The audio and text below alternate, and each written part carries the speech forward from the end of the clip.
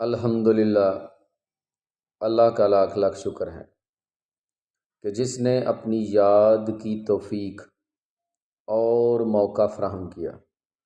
لاکھوں اور کروڑوں درود حضرت محمد مصطفیٰ احمد مجتبیٰ حبیب کبریا امام الانبیاء خاتم النبیین صلی اللہ علیہ وآلہ وسلم کی ذات پر کہ جن کے طفیل مالک الملک نے یہ مہربانی فرمائی۔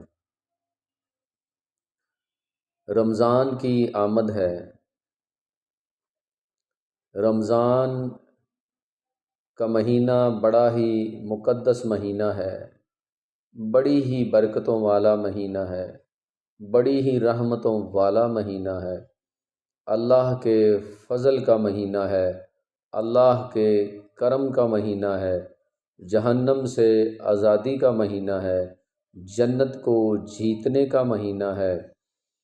اس مہینے کا استقبال جی جان سے کیجیے، کیونکہ یہ سنت نبوی صلی اللہ علیہ وآلہ وسلم بھی ہے کہ نبی کریم صلی اللہ علیہ وآلہ وسلم نے شعبان کے آخری دنوں میں خطبہ جو ہے ارشاد فرمایا، اور جس میں اس مہینے کی آمد اور اس کی عظمت بیان فرمائی۔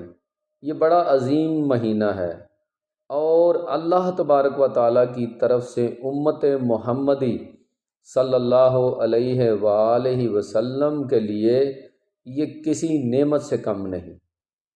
اس مہینے میں اپنے رب کو راضی کرنے کے لیے جھک جائیں، اس مہینے میں اپنے رب سے مغفرت کے لیے اپنی پیشانیوں کو رب کے حضور جھکا دیں اور رو رو کر اللہ سے اپنے گزشتہ گناہوں کی معافی طلب کریں، اور آنے والی زندگی میں اپنے سر کو سجدے میں رہنے کی توفیق رب سے طلب کریں، کیونکہ وہ مالک الملک ہے، وہ ہمارا مالک ہے، رازق ہے اور مہربان ہے۔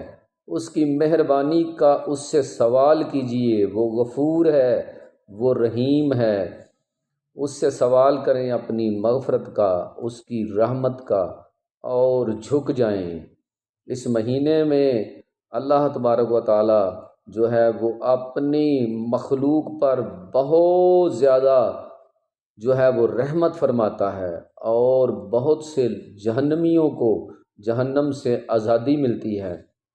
اس لیے کوشش کریں کہ اس مہینے میں عبادت جو ہے وہ پورے جوش سے، انہماک سے، اور اس بات کو ذہن میں رکھ کر اللہ کی عبادت کریں کہ اللہ نے یہ جو مہینہ دیا ہے، میں اس میں اپنے رب کو راضی کر لوں گا، اور اس سے اس کی رحمت جو ہے اس کا سوال کر کے اس رحمت کا حقدار ٹھہروں گا، کیونکہ یہ بڑا ہی مقدس مہینہ ہے۔ اس میں نزول قرآن جو ہے وہ ہوا ہے، اور آپ جانتے ہیں کہ قرآن ایک عظمت والی کتاب ہے، اور یہ بھی امت محمدی صلی اللہ علیہ وآلہ وسلم کے لیے ایک بہت بڑا تحفہ ہے۔ تو اس مہینے میں قرآن کی زیادہ سے زیادہ تلاوت کریں، اور اللہ تبارک و تعالیٰ نے اسی مہینے میں ایک رات لیلۃ القدر کی رات جو ہے اس سے امت محمدی صلی اللہ علیہ وآلہ وسلم کو نوازا ہے۔ کون کون سی اللہ کی رحمتوں اور فضل اور اس کے کرم کا ذکر کریں جو اس نے امت محمدی صلی اللہ علیہ وآلہ وسلم کو جس سے نوازا ہے۔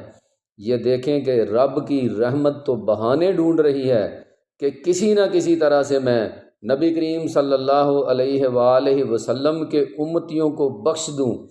اب یہ ہمارا فرض ہے کہ ہم اپنے پیشانیوں کو جھکا دیں اس کے حضور، اور یہ ہم پر لازم ہے کہ اپنے مالک سے ہم ہر طرح سے رو کے بلبلا کے اپنے مالک سے، اپنے رب سے اس کی رضا جو ہے وہ طلب کریں، اور اس سے یہ التجا کریں کہ مالک ہم تو گناہ گار ہیں، ہم بڑے ہی گناہ گار ہیں، لیکن ہمیں اس بات پر فخر ہے اور چونکہ تو نے ہم پر یہ انعام کیا ہے کہ ہمیں نبی کریم صلی اللہ علیہ وسلم کا امتی بنایا ہے، اور ہمیں اسی بات پر فخر ہے کہ ہم تیرے محبوب کی امت سے ہیں۔ ہمیں اسی وسیلے سے مولا ہم پر اپنا فضل اور کرم فرما اور ہماری بخشش فرما دے۔ یہ ہمارا فرض ہے کہ اس مہینے میں زیادہ سے زیادہ اللہ کی عبادت کریں، دوسروں کے ساتھ اچھا سلوک کریں۔ جو لوگ بیچارے غریب غربا ہیں، روزے نہیں رکھ سکتے، ان کے پاس اگر ایسا سامان موجود نہیں ہے تو ان کے لیے سحری اور افطاری جو ہے اس کا بندوبست کریں، ان کو اچھے طریقے سے روزے رکھنے کے لیے ان کی مدد فرمائیں، اور جتنا ثواب روزہ دار کو ہے اتنا ہی ثواب روزہ افطار کروانے والے اور روزہ رکھوانے والے کو ہے۔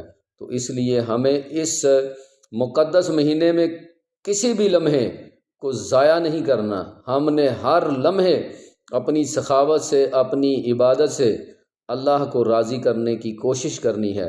امید ہے کہ آپ کو بات سمجھ آ گئی ہوگی۔